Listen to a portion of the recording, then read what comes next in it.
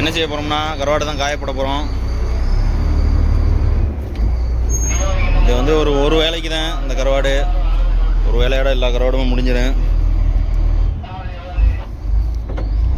கருவாடு நாங்கள் காய போகிற ஸ்பாட்டு தாங்க. தனியத்தில் போடுவோம், இல்லைன்னா அந்த வீலர்ஸ் மேலே போடுவோம். ரெண்டு இடத்துலையும் ஆழ்க்க புலங்கள் அந்த அளவுக்கு இருக்காதனால தான் அந்த இடத்துல போடுவோம்.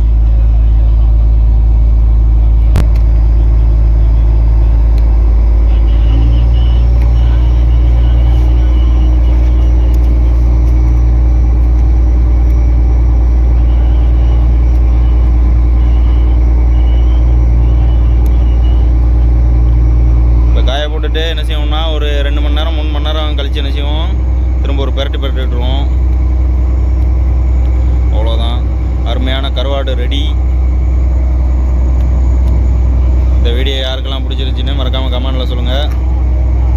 இந்த மாதிரி இன்ட்ரெஸ்டிங்கான கடல் சம்மந்தப்பட்ட வீடியோலாம் பார்க்கணும்னா, கடலில் நடக்கிற விஷயம்லாம் தெரியணும்னா மறக்காமல் நம்ம மண்டபம் யூடியூப் சேனலை சப்ஸ்கிரைப் பண்ணிடுங்க. அப்படியே இன்ஸ்டாகிராம் ஃபேஸ்புக் பேஜையும் மறக்காமல் ஃபாலோ பண்ணி வச்சுக்கோங்க.